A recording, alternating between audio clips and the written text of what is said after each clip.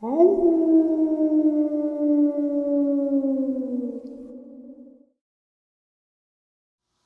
greetings and salutations, everyone. I hope everyone is still doing well, and welcome to tonight's second half.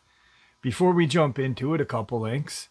As many of you know, I rely on Patreon, PayPal, channel membership, and the merch to help the channel to continue to grow and go. Links to Patreon, PayPal, and channel membership is in the description below. Merch displayed directly under the video. Also, Dogman Frightening Encounters, Volume 1 through 3, the audiobook versions.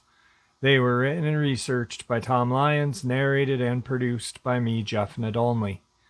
Those audiobooks are available on Audible, Amazon, and iTunes, links to which are also in the description as well. And finally, last but definitely not least, if you'd really like to help support the channel to continue to grow and go, simply subscribe. It doesn't cost you a cent. Click that like button, takes half a second. If you don't want to miss out on any of the informative uploads I put out daily, click that bell icon, and folks, please leave a comment. Why? Well, because all these things really do help the channel to continue to grow and go. And yes, folks, they definitely do matter. Now, everyone, I have taken far too much of your time. Let's jump in to tonight's second half, shall we? Today's first encounter.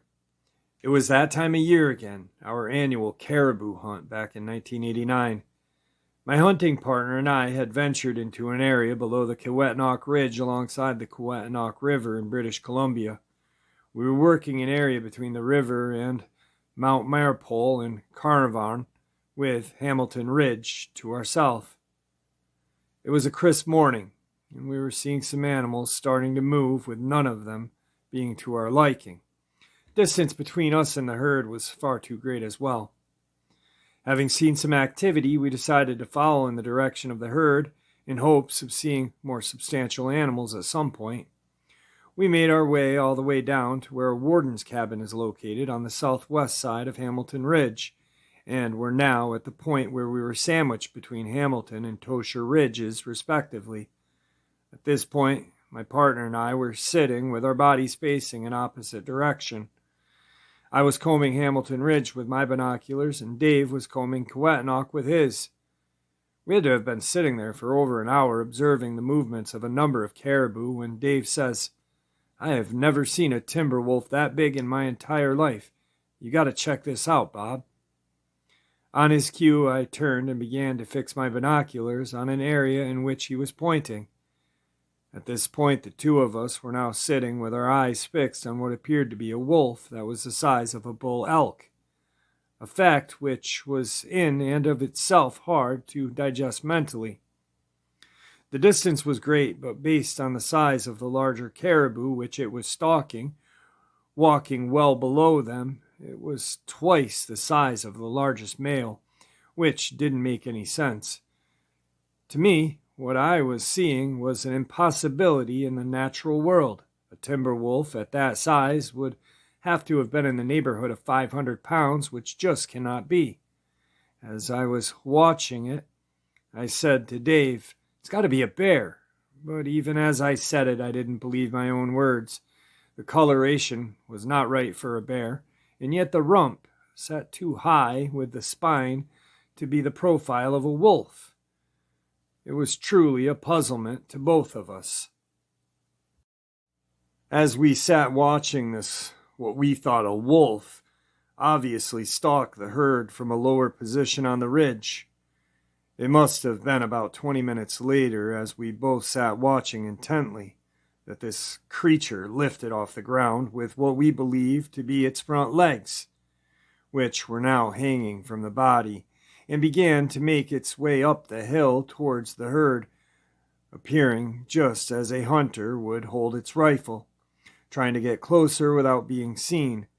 This thing was now walking hunched over like a man. It made its way into position behind a bush, where it once again squatted down, and was evidently watching the activity above it, just as we were. The herd was lumbering along, and had to have consisted of over 50 animals or more, when suddenly, as we watched, this creature made a lightning-fast movement, closing the gap between itself and the herd, repositioning itself behind another grouping of bushes just below him. A couple of caribou seemed to momentarily be startled as it began to trot, but then all things settled down again. Moments later, this creature launched itself into an uphill diagonal run, aiming toward the middle of the herd. The caribou began to run, but the creature began much faster to our eyes, closing the gap, and launched its body, swatting a female to the ground with what appeared to be one blow from its now extended arm, very much like a grizzly bear would whack down an animal from the back in chase. It was now on top of the caribou, thrashing at its body in a violent manner, with both of what appeared to be its arms. This creature, while straddling the caribou's body, had thrown so many blows in such a brief amount of time, it was inconceivable. Our eyes and brains could not believe how many had actually been thrown. This was followed by a long pause where it just sat atop of the victim, apparently resting and eyeing its prize. 15 minutes later or so, this wolf-man-like creature stood to its feet and hoisted the caribou, placing it over its shoulders like a woman wearing a mink stole, and began walking back down the slope, angled to our north. It was then that I told David, "I have to see its face," and leveled my sight on the hill in front of it. I pulled the trigger, firing a single shot, the sound of which bounced back and forth between the two ridges, and it was loud. As soon as the blast occurred, this creature stopped in its tracks and looked directly at us. Immediately, Dave said to me, "Look at that sucker's head. He has a snout and pointed ears. It's damn near half-human wolf." He was right. Its body was long and lanky and covered in what looked like gray fur, and, from our perspective, it had a long but tapered snout like a gray wolf, with what seemed to be a variation of colors in its face. Its ears protruded upward from its head, like two small triangles that were no doubt about it. They stood there, apparently unafraid of who we were and what we could potentially do, for almost 2 minutes. The creature then began to trot away with what was just very long strides across the face of the ridge at a speed which simply a man could not achieve. And all of this while shouldering what must have been 200 to 300 pounds of animal on its back.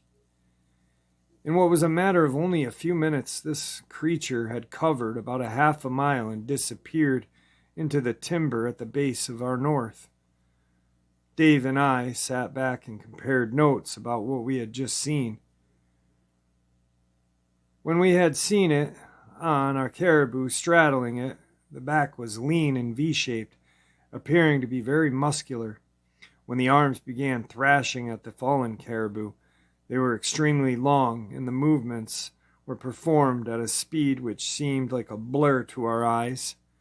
After having risen to its feet and hoisting the body around its neck and shoulders, like you or I would lift a 5-pound bag of potatoes, as if it was nothing, I think the craziest damn moment of it all was when we saw it lift up from being on all fours to 2, which was the defining moment of this.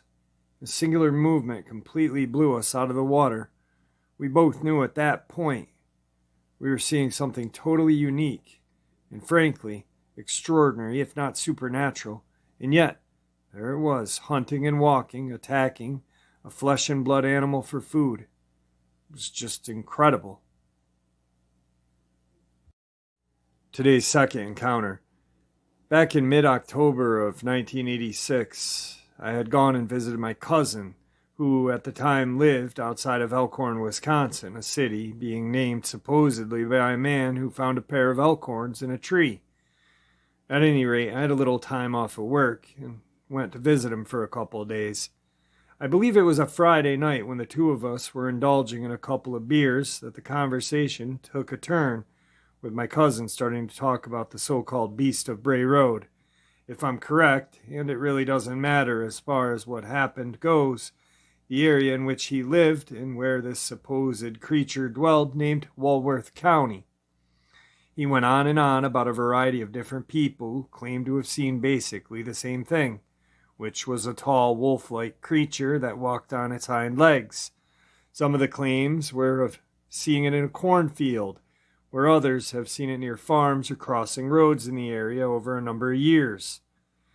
It was then that I had breached the subject of Bigfoot, saying maybe what people were seeing, in fact, was a Bigfoot.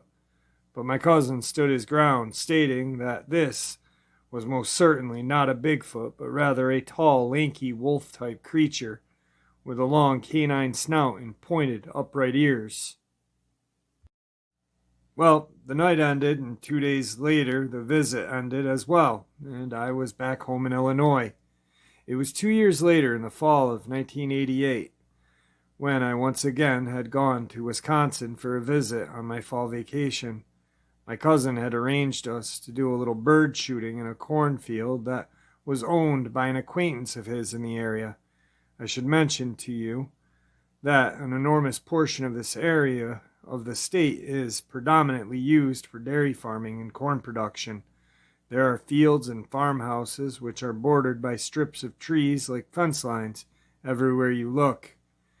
We had made our way over to this farm about 1 in the afternoon, and we were working our way through yet another field of standing corn stalks, if that's the proper terminology, when my cousin said, "Did you see that?" Now, we were walking side by side through this standing corn that was quite a bit higher than our heads, with one row in between us, separating the two of us as we walked.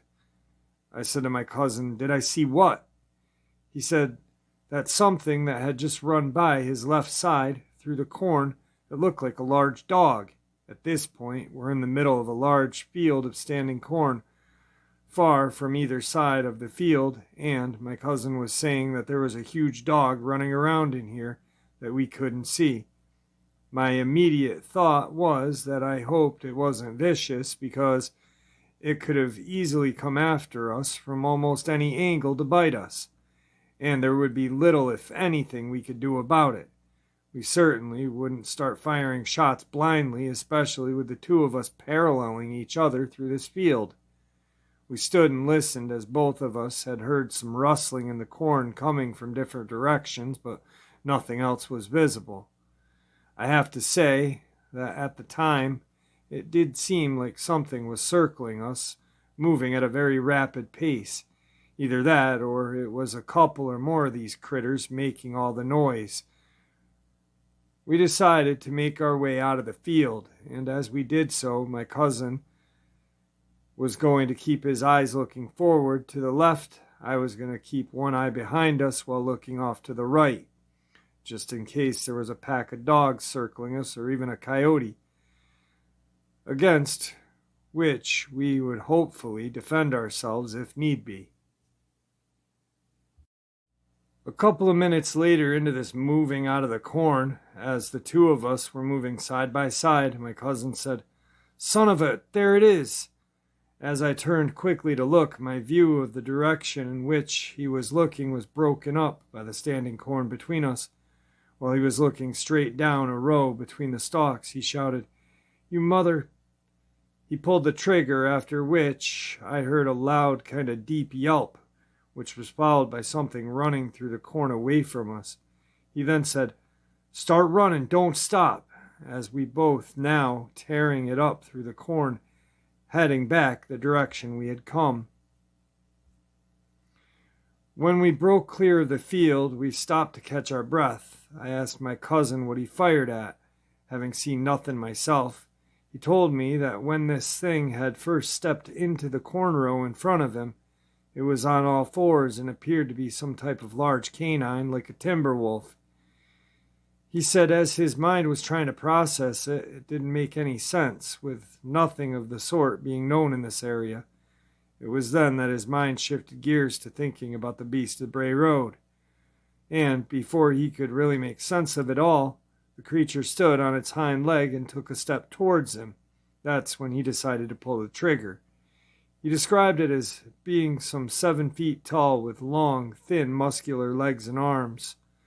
When it was on all fours, its rump stood much higher than its forebody, looking like it was more of a crouched position, as if it was ready to launch itself forward. As it stood erect, its legs had somewhat unfolded, revealing how tall it actually was.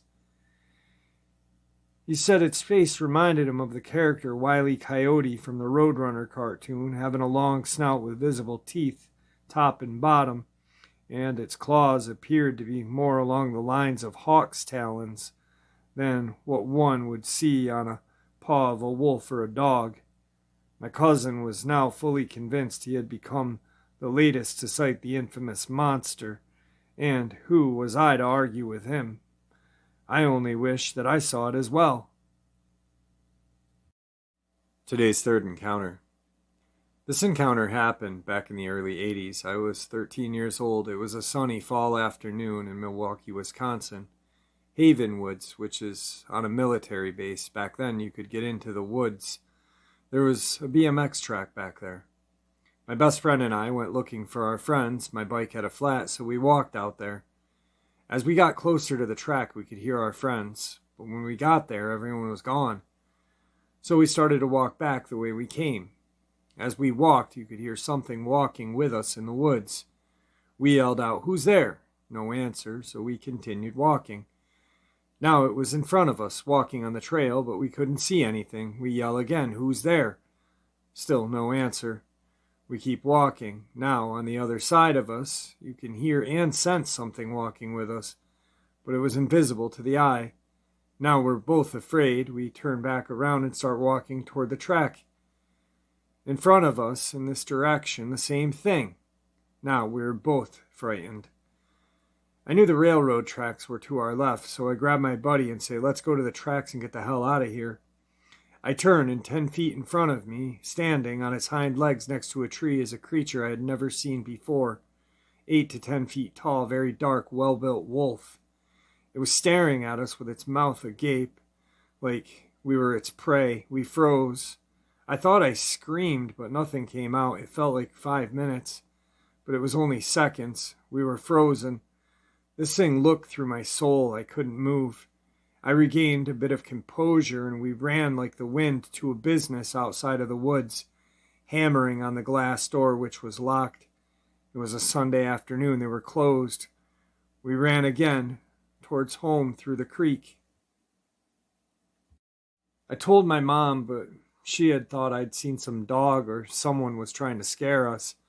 The thing is, in every direction we turned, it was walking with us, unseen until it wanted to be seen.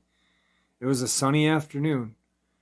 I have believed in the supernatural ever since. I have been in those woods plenty of times after that and never seen a thing again. Granted, it took me years to go back there. Back in the day, there was a prisoner of war camp in the 40s, a missile silo in the 50s and 60s. I know there are lots of tunnels out there, but the government filled in and flooded them. So I guess there would be plenty of places for this thing to live underground. This thing was invisible, tracking us until it wanted to be seen. I feel lucky I lived through that. To me, the closest thing to what it looked like was the werewolf in American Werewolf in London film. Thank you, everyone. Tonight's fourth encounter. My family has always been notorious for doing things at odd hours, and, as you may well know, the strangest things always happen late at night. It was an unusually warm autumn some years ago, and at 16 years of age, I had just finished my summer job as an arts and crafts camp counselor. The only thing left to do was pick up a rather large trunk filled with my belongings. Unable to fit such a large trunk inside a Volkswagen Beetle I had purchased just a few weeks before, my mom was volunteered to transport it from the mountains back to the city in the larger of the family cars. Summer camp was a very wild place for me, with staff partying every night until the wee hours of the morning. My room was near the entrance of the staff residence, where all these parties took place. By late July, sleep-deprived party wimps like myself were weeded out. so I built a single mattress-sized platform in the woods and then covered it with some polyplastic. It was a 15-minute walk through the dense forest to get from the residence to the road, Bow Valley Provincial Park, and undisturbed, protected. The forest was only a stone's throw away. It was there that my mother, a small dog named Willow, and myself were going to retrieve my trunk at 3 o'clock in the morning on a Monday. Why 3 in the morning? I could say it was the heat, but it was mostly because my dad had not yet told that the car would be leaving town. There was also my adolescent's fear that knowledge of the platform construction would somehow reflect itself in my summer paycheck I had not yet received. My mom had to be at work by 6:30, so we had less than an hour to complete this covert action. As we approached the highway turnoff, a sliver of moon cast a glow border around the southwestern Alberta Mount Yamnuska. Driving several miles along the gravel road, the camp looked deserted. Summer staff had cleared out several weeks before, and a handful of permanent staff were either taking days off in the city or asleep in their cabin. Several miles from the summer campsite, angling off the side of the road, my mom left the headlights on, pointing into the trees. There was some discussion about taking the 20-pound dog named Willow for protection. However, Willow's track record for wandering off severely threatened a successful completion of the mission. Plus, very uncharacteristically, the dog named Willow refused to get out of the car and was now partially hidden under the driver's seat. Car headlights were of no value after the first few seconds of meandering through the forest. We had a flashlight, but I was having difficulty remembering the exact location. The 15-minute walk turned into a 30-minute skin-scraping bushwhacking, but finally we arrived at the isolated platform, even though the flashlight batteries were now dead. I assured my mom all that needed to be done was take down my polyplastic rain cover and carry back the mattress and trunk. It should only take 2 trips. She was noticeably silent as we began working in the darkness. My mom began untying strings, securing the poly to the ground, and I was kneeling on top of a 4-foot-high platform, stretching out to reach some tangled binder twine knots tied to the tree. A pungent stink suddenly flooded the air. My eyes moved from the knots to the tall length of plastic. There, distorted through the semi-transparent poly, was a huge shadow only 7 feet away. With the 4-foot platform and me kneeling atop, the creature was easily at eye level. A split second later, there was an incredibly loud screaming roar. Although I knew nothing how to describe it, the sound was like a peacock scream, a bear growl, and a lion roar, all combined somehow. I can't tell you if I screamed. I can't tell you how much of anything other than my eyes continued to peer through the plastic at this massive shadow. My 5'3" tall mom somehow leapt in the air and was now on the platform beside me. Whatever it was finally turned and walked slowly away on its long hind legs. We continued watching as each heavy step could be heard connecting the ground. There were no visible ears, just a sparse mohawk-like fringe sprouting up from the tapering top of the creature's head. From behind, the upper body appeared massive. It continued to walk upright until disappearing into the trees. We stayed on top of that platform motionless for some time. Then finally I started ripping down the plastic. I have no idea what my mom did during the next 40 to 50 seconds. But my next memory was power walking through the forest, balancing a single mattress on my top of my head with one hand and carrying the handle of the trunk in the other. I assumed my mom was holding the other end of the trunk. With Willow still hidden under the driver's seat, it was a very quiet drive home. Late at night, they say that when your mind can play tricks on you, but I am so certain brown bears had been in the area that summer, but I had never seen a bear walk upright that smoothly for that long of a time. Or could it have been a very large, long-furred man standing over 7 feet tall in height? I say man because intuition tells me that this creature was a male. Could it have been a Sasquatch that night? Or something else? I will never really know for sure. But what you can bet is I will continue to tell this experience for as long as I can. Today's final encounter. It was May of '91 that my friend and I had ventured into a park for a little day hike. We were carrying a short cooler with some beers and sandwiches and had planned just to take it easy for the day. This area is just southwest of Manville, which is fairly close to where I still live, but my friend has passed since. Anyway, on that day, late in May, we were making our way down to the shore area of the Gulf where, when you reach it, the Gulf is on one side and there is marshlands on the other, with a strip of land that you can walk on between the two. There is a tremendous amount of wildlife there, including a number of critters which can take you out if you are not careful. My friend and I were not ignorant to the dangers of this area, having spent most of our lives hunting and shrimping. And I would say without hesitation that my buddy was a born hunter. When it came to tracking and navigating the swamps, he was the best of the best, I guarantee. So, we had made our way down into the area by the Gulf when my buddy pointed out some unusual tracks in the mud. I use the word unusual because I had seen virtually every track there is to see, including those made by a variety of snakes when slithering along, and I had never seen anything like it before. As we stood there looking down at these tracks, they were of a long foot of some type, being very narrow in the middle with 3 extended toes on the front and something like a talon on the rear portion of each foot. They looked very much like the foot of a large bird of prey, such as an eagle, with the exception being that these were about 16 inches long. We were no man's fool, and there are no birds around these parts or anywhere else with feet like that. This much we both knew, but there they were, and there was no doubt about it.